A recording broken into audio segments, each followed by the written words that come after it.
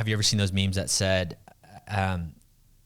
this is me back in 8th grade whenever I was too busy, playing around rather than buying houses that were like super cheap. Definitely. Because 2007, 2008, that's whenever the market, housing market crashed. Yeah. So do you remember anything at all, or have they told you anything of like, because it almost sounds like your dad made this bold decision, which we've had a lot of people on the podcast that have made that decision. They're like, I'm leaving my W-2 job and I'm going to pursue what I really want to do.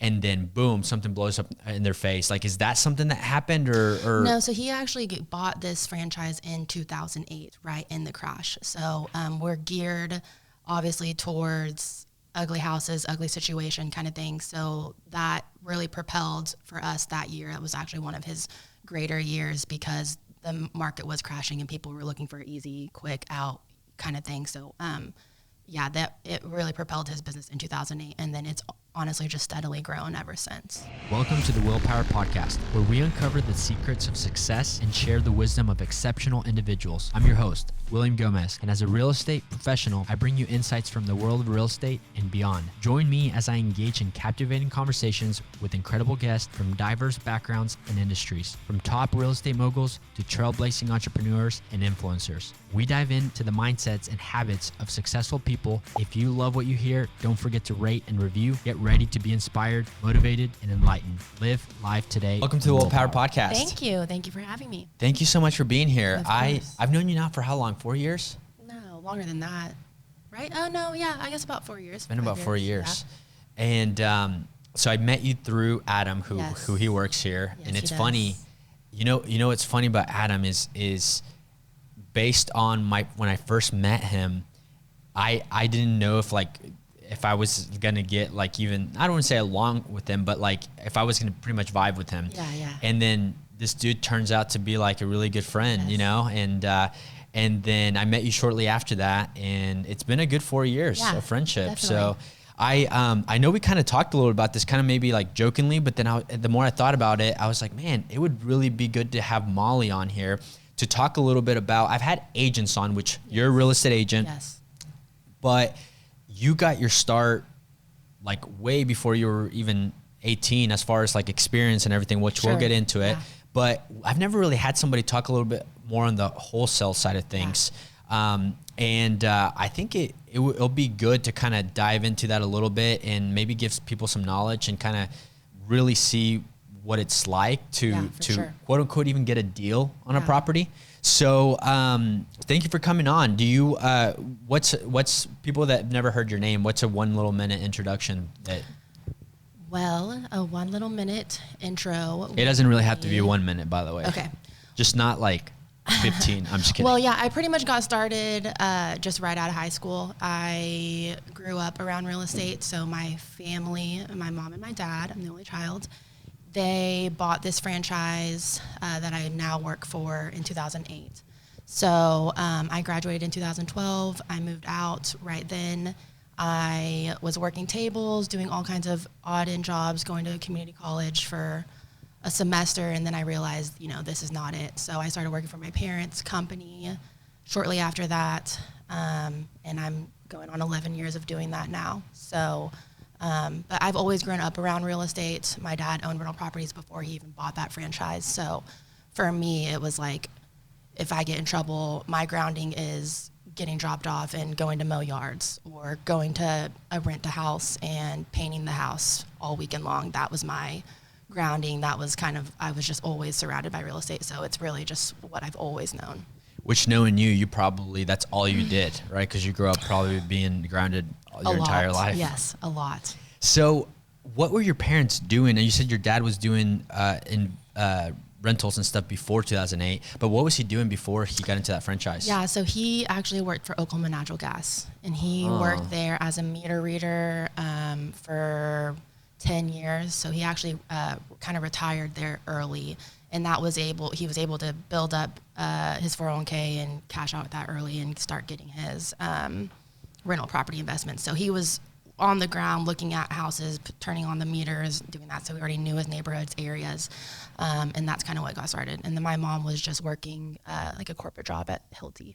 And then your mom didn't become a real estate agent until after that franchise? Right. Yeah. So my dad, I guess the story is he just kind of came home one day and was like, I'm going to stop working at Oklahoma Natural Gas, this secure job, and I'm just going to start buying rental houses and open this franchise. Are you in or are you out? And she's like, yeah, we're all in. So one of the memes that I see every now and then, it's funny because you and I are the same age, and now knowing what we know and in the business that we are, have you ever seen those memes that said, this is me back in 8th grade whenever I was too busy, playing around rather than buying houses that were like super cheap. Definitely. Because 2007, 2008, that's whenever the market, housing market crashed. Yeah. So do you remember anything at all, or have they told you anything of like, because it almost sounds like your dad made this bold decision, which we've had a lot of people on the podcast that have made that decision. They're like, I'm leaving my W-2 job and I'm going to pursue what I really want to do. And then boom, something blows up in their face. Like, is that something that happened or? No, so he actually bought this franchise in 2008, right in the crash. So we're geared obviously towards ugly houses, ugly situation kind of thing. So that really propelled for us that year. It was actually one of his greater years because the market was crashing and people were looking for easy, quick out kind of thing. So, that it really propelled his business in 2008. And then it's honestly just steadily grown ever since. So you were in 8th grade, I was in 8th grade. In 2008. Yep. So when did you kind of get involved? Maybe you weren't like employed by them, but to where you kind of started getting some knowledge of like what was going on. Well, it took me moving out of their house. It took me trying it on my own because I'm very strong-willed, independent, all these things that I just did not want to be under their wing anymore, as a lot of senior and high schools would say. It took me moving out. I was working 2 or 3 serving jobs and trying to go to community college and trying to just find my way. And then I started working for them part-time, which was just me coming in the office, doing some follow-up works for them. And they would pay me, a check at that time, like just a solid flat rate. And at that time I was like, yeah, this is good. This is a lot better than a couple $100 every shift I work at serving tables. And then, it took me maybe 6 months of trying to do that and all these other part-time jobs and the community college and then just being like, I'm just going to stop all this. I can grow with real estate. They're going to pay me this amount. I'm good at it. I love talking to people. I love meeting people. I don't like sitting at the desk and just being behind the scenes. I really like going out to houses and doing the on-field job. So it just kind of clicked almost immediately. So almost about 12 years ago so. Yeah, it'll be my 11 years this year. So have you seen, and we're going to get into it, but for the people listening, is the biggest thing that you specialize on is trying to find per se an ugly house because you're going to buy it at such a good deal that you're going to be able to profit whatever you decide to do with that. That's right. Rental, flip it, or wholesale, just like sell it to somebody else for them to rent it, have it as their own rental, or flip it themselves. Yes, exactly. So let's go back to 2012, 2013, around your early years. Have you seen it get more tough to find those houses as like we are right now? Yeah, I think every year there's different struggles of different companies coming in. A lot, these workshops that come in and tell you, come in, figure out how to buy and sell houses without any money. And there's a lot of people that come into Tulsa market from Oklahoma City market and want to do all of that. But in 11 years, I've seen a lot of companies come and go. I've seen a lot of individuals come and go. So that's honestly just the biggest struggle of that in general, is just sticking to it and staying consistent with it. Because when it's good, it's good. When it's not, it's not. And it really, I think that is what depicts other competitors versus us, the people that will stick with it, and grind through the hard times. Because I can imagine back in 2007, 2008, there probably might have not even been ugly houses. Right. Like people are like, please buy my house, right? Yeah, definitely. And then now we're getting to one of the biggest things that I'm sure you're probably hearing more now that you're a licensed agent And people are like, well, I just don't know if I should buy it because what if the housing market crashes again? And one of the biggest things of all the data that's out there is the reason that's not happening again, or there's no hint of that happening, is because of the inventory. Back then, inventory was way high. Yep. And now we barely have enough inventory for people that want to buy houses to live in rather than invest. So I was just curious on if it's gotten so much harder on that. Now let's talk about the average, like what's your average purchase price when you're looking at buying those ugly houses? Oh, well, now versus even when probably 6-7 years ago, but now the average is probably anywhere between 75,000, 100,000. 75,000, 100,000. Let's go back to like 2015-ish era. Definitely under 60,000. Yeah. 50, 60s. That's kind of what the price range I was buying. But to even go more extreme, so you have a few rentals, and what's the cheapest rental that you've bought? The cheapest rental was my second one. I bought it for $10,000. $10,000 for a house. $10,000. I had been working for my parents for probably 5 years at that time now, or maybe less, and worked up a lot of savings. I didn't have a family or anything like that, so I was just saving it all. I was able to buy it in cash. I still own it today. It now rents for $875. So when I first got it, I put like five to 6,000 in it. It needed a bit of work, and then it rented then for $600. So just in you can't even get a car for $10,000 right now. So So you bought it for $10,000, and walk me through that story. Like, how did you find this house? I mean, you had the knowledge at that point, like you said, you had been working with your parents for a while. But what are some of the things that maybe you had an advantage as opposed to? I mean, do you remember how old you were?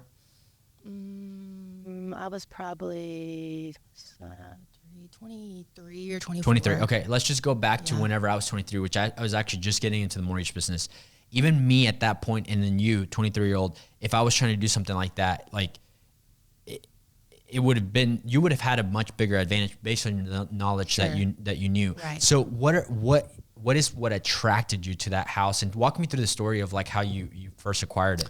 Well, it came through the company that I work for. And at that time they were just, out of state buyer or sellers that had it. And at this point, the amount of damage and the work that needed to be done was just way too far gone for them. It had, it's on a crawl space, so it had some rotted beams and floor joists that made the floors, really wavy, and that scared them because, what people don't know is scary to them.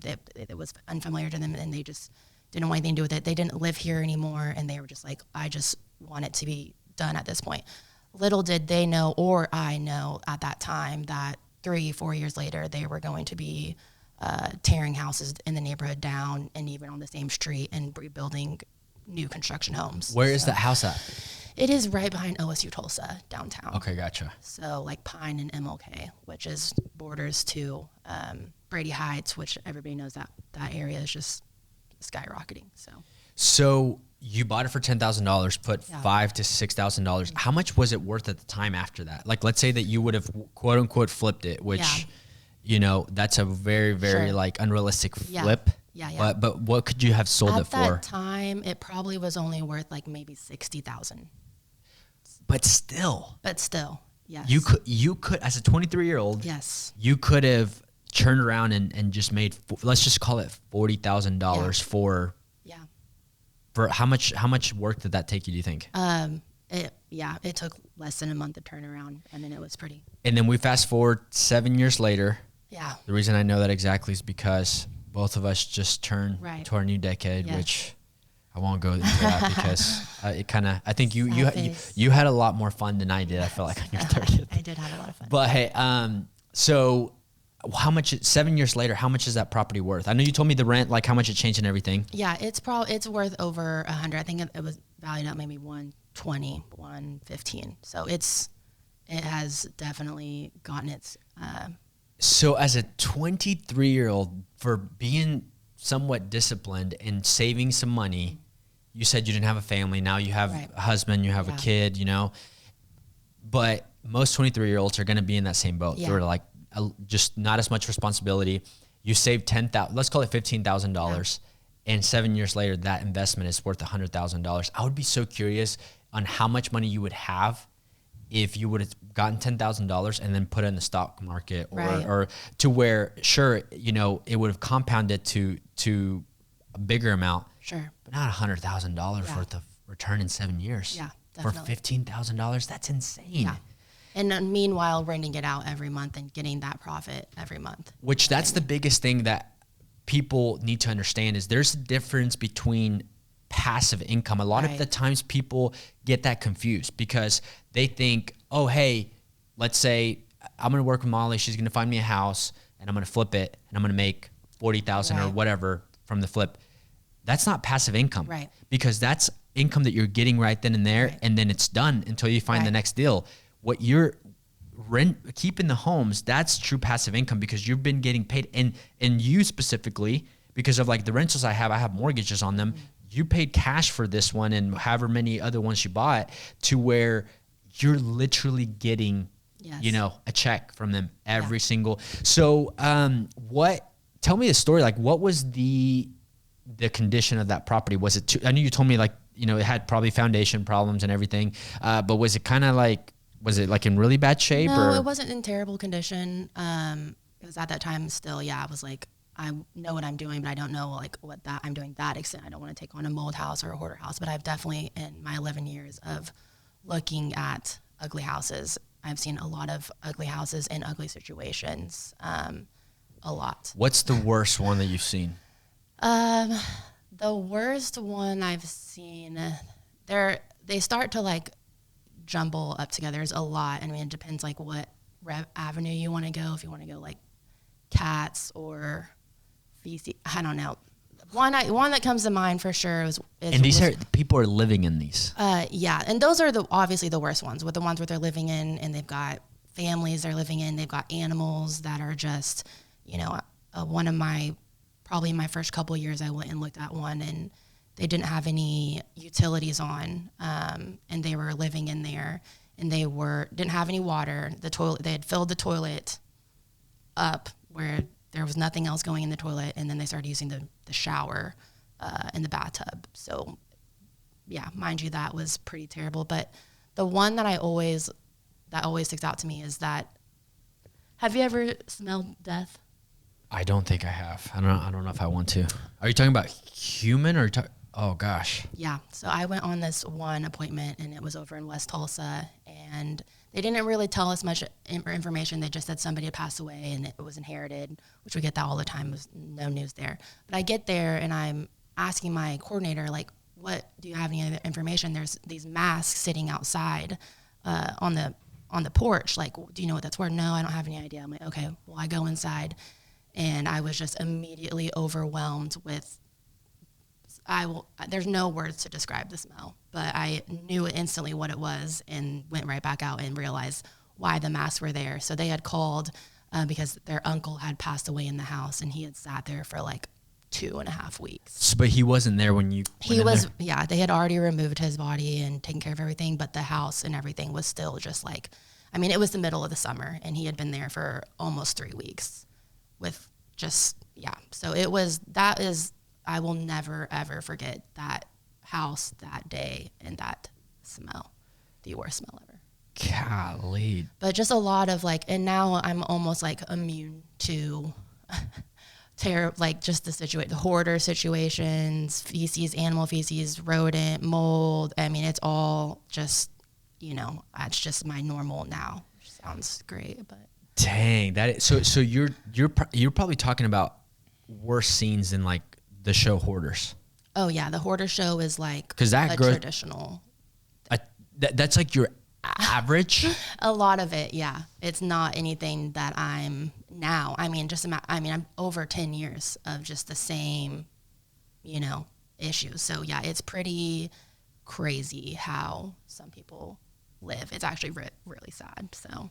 Man, that is crazy. So to go back really quick to the rentals things. Yeah. people that are always trying to poke holes on things are probably like, yeah, sure. I mean, I just experienced it. The last rental that I bought, I had to put like $25,000 in deferred maintenance. Yeah. And after we put it live, it sat for a little over 6 months before we got a renter in there. And it's actually over by Brady Heights. Oh, okay. And so where it's like, I wasn't expecting to, pay that mortgage for that. And so whether it's been vacancies or whatever, like what has your personal experience been with any tenants that you've had over the last, at this point, 7 years now? I honestly have been extremely lucky with my tenants. I haven't had any issues. I mean, they've all been really long-term. My first one, I've had maybe 3 tenants in there, and I've owned that, 8 years. And then my other ones, I mean, I have fortunately been very lucky with my personal tenants, but my parents, they own, at one point they were owned over 100 doors. So I've seen a lot of the tenants. I've seen the nightmares that they've gone through. I've seen the eviction courts going in there, getting them out. I mean, the eviction that's a whole other entity, because if people know what they're doing right, I mean, a tenant can stay in their house. They've got really like almost like 2 full months before they 2 full months. I thought it was. So talk to me about that whole squatter thing, how people can go into a house. Squatters have rights, and if you have a smart squatter, they can play their cards right as far as prolonging the court date, getting the court date, and then even after the court date, they've got time until the sheriff comes and actually removes their stuff out of their home.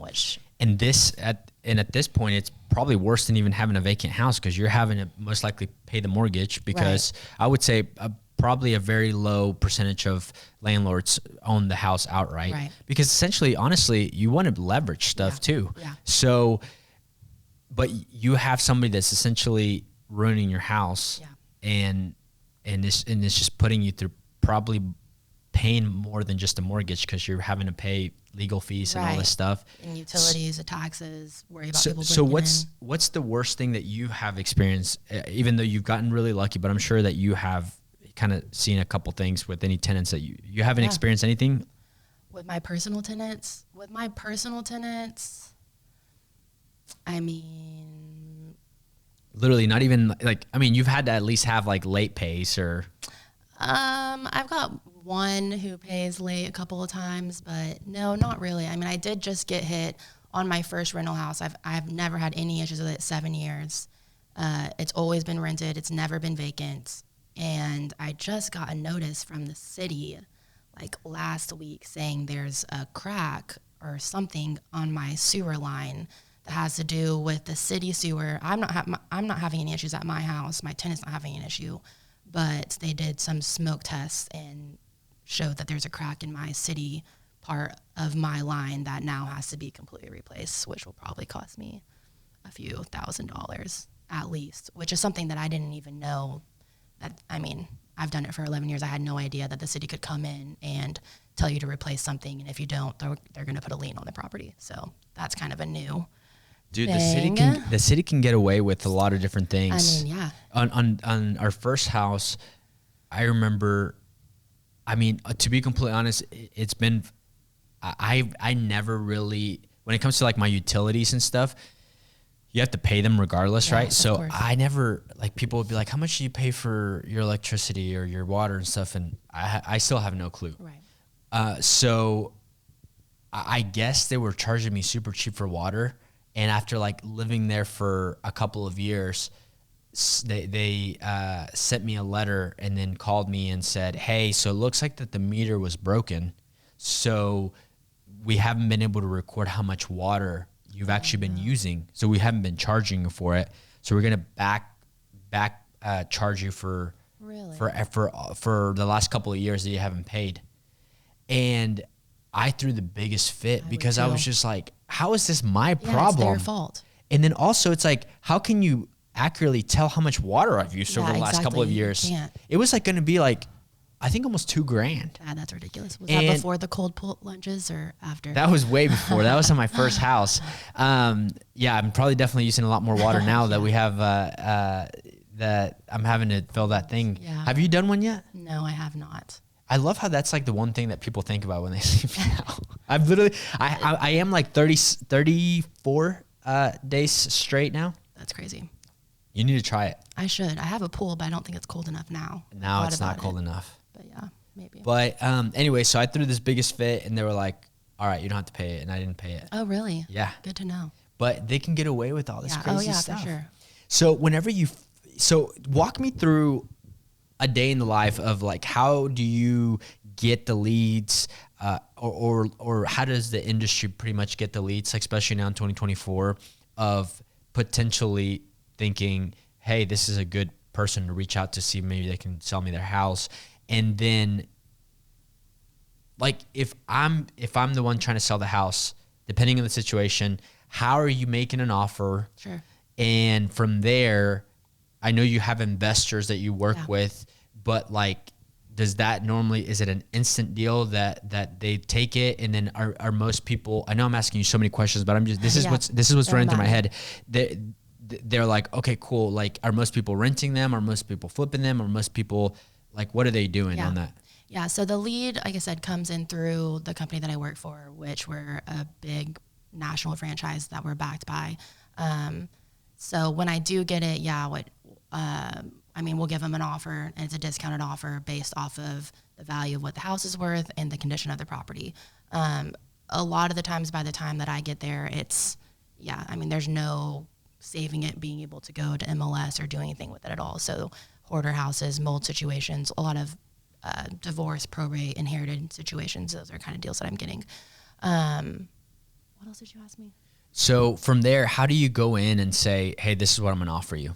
Yeah. And then so I'm basing it off of, like I'm thinking back to your very first rental, like you walk into whatever the situation was, and you know, based off your knowledge, like this house is probably worth, even if we take off the $5,000 that you put in, like this house is worth $50,000. Sure. How do you say like, hey, I'll give you $10K for it? Yeah. Well, at that time it was just kind of like,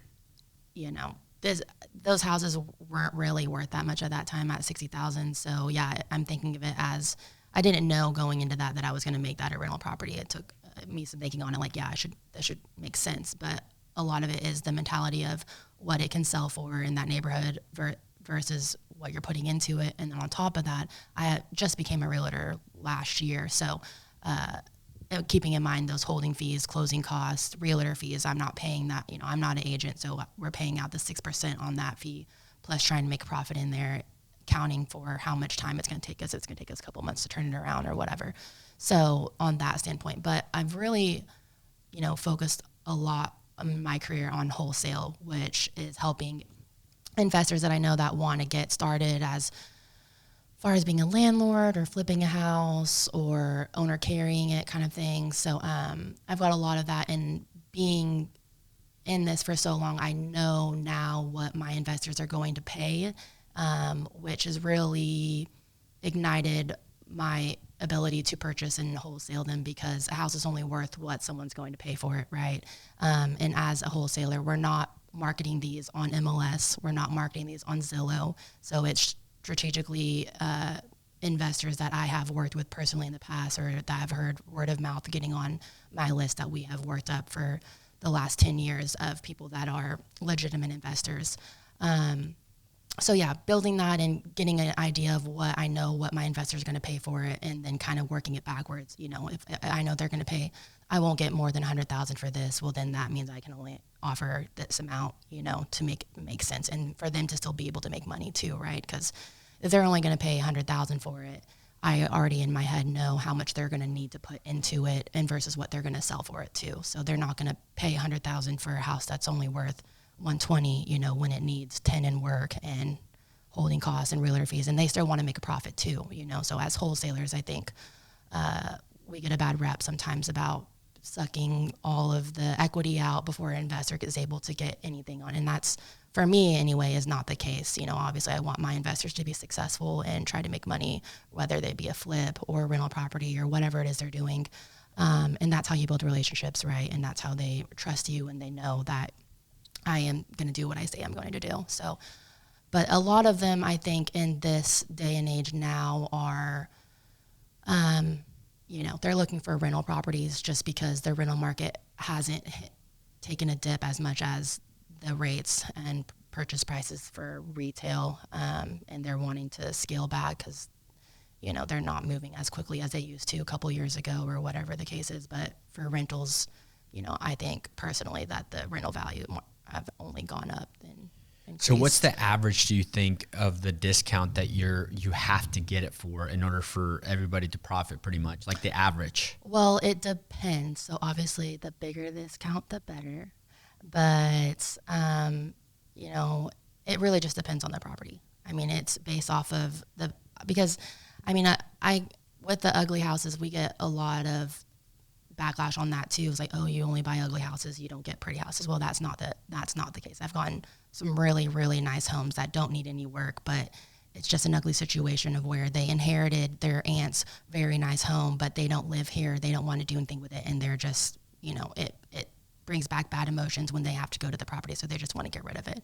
And so for that, it's like, there's not really a discount here, but if I can make a quick, doing something with it, or even as an agent now, just being able to buy it and putting it on MLS. What's the percentage of ugly houses versus decent houses or pretty houses? Oh, it's still pretty slim. There's a lot of ugly houses 5%? In there. No, I would say probably like 20-25%. Okay. Yeah. So. And then you being an agent now, let's say, out of 10 buyers that you help, how much are you utilizing your wholesale knowledge and really the tools that you have to be able to help the buyer even more than another agent would? A ton, because a lot of what I think has helped me a lot as retail is, it's great. You want to find a great agent that's going to help you. They do a lot of business. They know what they're doing. But a lot of things that people don't think about are repairs and TRRs when it comes to the inspection process and fixing those things, right? So if you don't have a experienced agent that has these tools in the background, when it says your air ducts need to be cleaned, or you need a chimney cap, or this needs to be fixed or whatever, and that agent doesn't have that, that's going to hurt you in the long run, because then you're going to, maybe they just call, a big corporate company that's pretty pricey versus somebody like me who has all these tools in the background. I can bring a handyman over there, or a licensed electrician that's not, over commercialized or whatever it is, for a really cheap price, and be able to get it done. So I think that has helped significantly. Are you selling any buyers that you get, like those actual homes? Like what's the percentage on that? It's still, I couldn't put a percentage on it because I just started it within the last year. This will be my second year. But you had a great year. So yeah. And a lot of those have come from the wholesale of it. So either I'm buying their house as is, and they're going to go buy a new house, and I'll help them as an agent. Or the reverse, if I go out and look at it and they're like, we don't want to take a loss on it. We have the time, we have the money to put the work into it, and we have the time to put it on the market. Then I'll just try to transition it as a listing versus it being a wholesale, period. Gotcha. So somebody that's listening right now and it's like, man, this is something that I'd be interested in buying up, like the deal that you got when you were 23 years old, but now prices are different and everything. So somebody that doesn't have cash, I know that you work with a lot of hard money lenders as well. So what are some of those guidelines, just like basic, simple guidelines that they require for somebody that comes off and maybe is wanting to buy their first, second, or Yes. I would say their first, because if you have at least a couple, you probably have some experience with that. Right. Yeah. You do still have to have some bit of money. Like 20%? Yeah. And there's programs that will get you less, and depending on who you talk with. But my third rental, I did use that's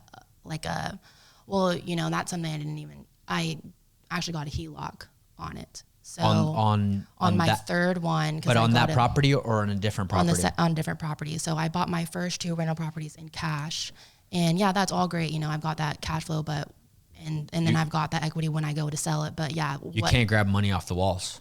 But I got a HELOC loan on those because I own those 2 properties that are worth at that time $60,000, $70,000 or whatever at that time. And then I got a loan off of those to buy the next property. So, yeah, I mean, like we talked about earlier, I have those monthly incomes, and then when I sell it, I've got that too. But at the same time, those are, you know, my little piggy banks that I can pull out if I need an emergency. You know, I had a plumbing emergency on my personal house that we didn't have the money for. So I was able to go back to those rentals that I had free and clear and pull out the money that I need for that and still have equity in those. And that's the biggest thing that people, as you're kind of getting started, is how can I leverage debt, even if it's with your primary property, because it's super easy to get a HELOC on your primary property if you have equity.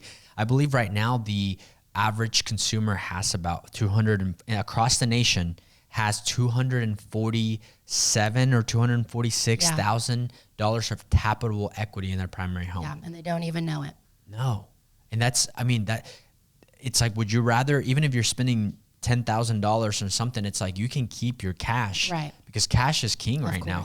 It's always been king, but right now, I mean, we have the most debt that we've ever had as a nation, as consumers. Yeah. Like we just hit $1 trillion in credit card debt.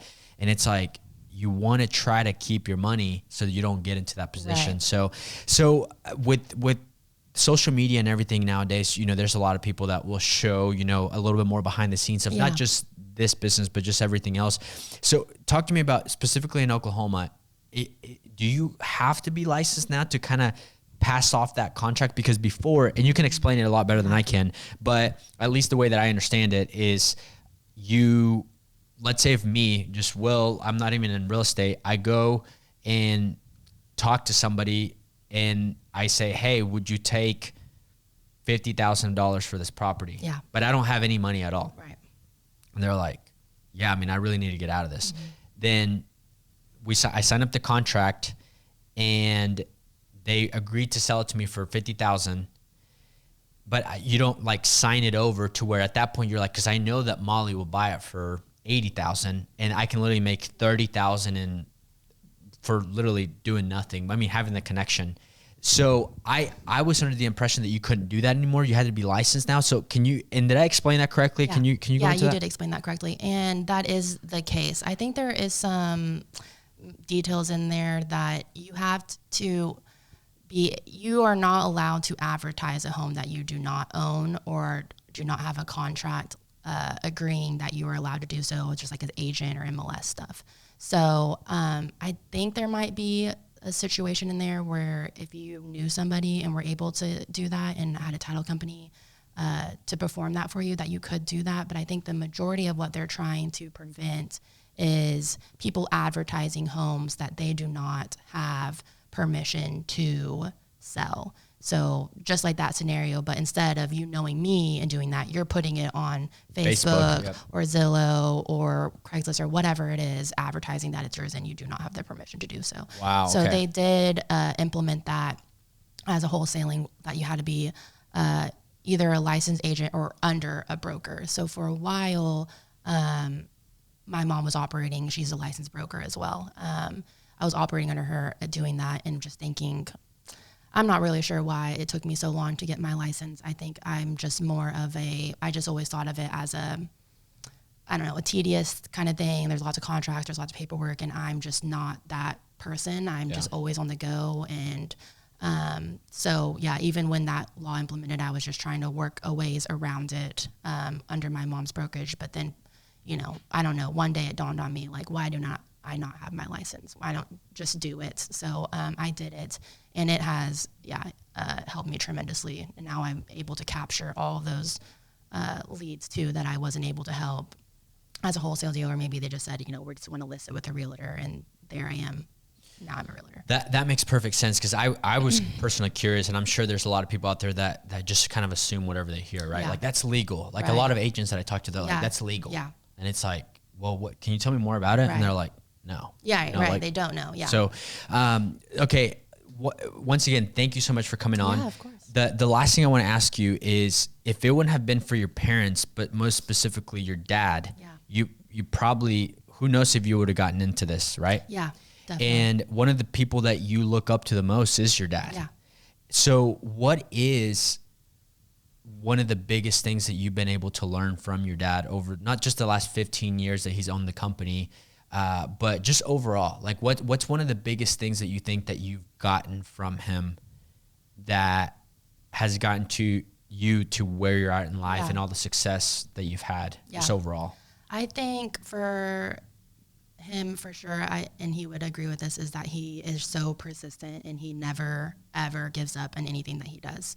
So he, just riding through it when times get hard, the reason why I had stepped in actually full time for him is he had gotten really sick, probably that was probably 7 or 8 years ago now. He got really sick and he was working full time with me in the business. We were doing it together, going out, buying houses. I would sell them, and he got really sick and he was in the hospital for like 3 months, a whole entire summer. And that's really when I fully transitioned in and kind of took over for him.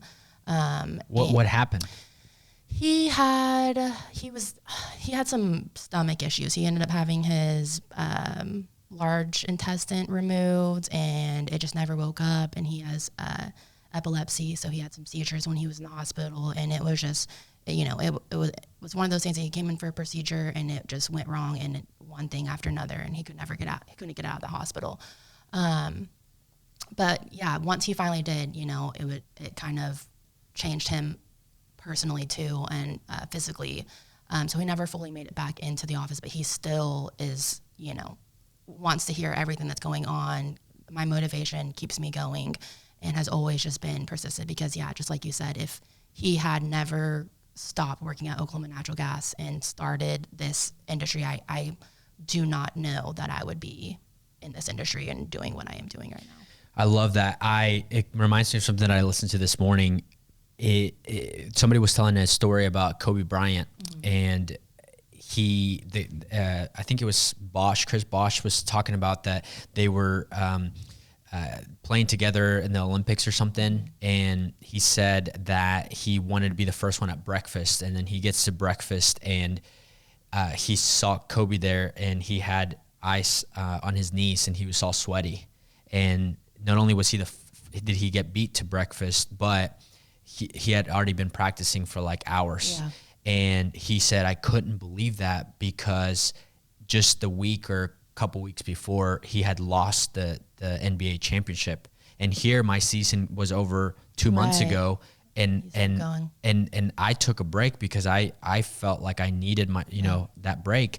And he said, as soon as I saw that, and it honestly gave me chills listening to this, he said, success, it's not about truly doing successful things over and over again. That's not really what makes you. What makes you is failing, and how quickly can you get back up to be able to try to get that success again. 100%. And so with what you're saying with your dad, it sounds like the persistency is I mean, that's what it is. In sales, you're going to get rejected, and you got to get back up, and you just keep trying. And especially with him going through that, and then, him being able to get back up and still be able to be involved as much as he can. I mean, that's incredible. Yeah, definitely. Molly, thank you so much. I really enjoyed this. Thank you for coming. I'm sure we'll do it again sometime. Yes, please. Thanks.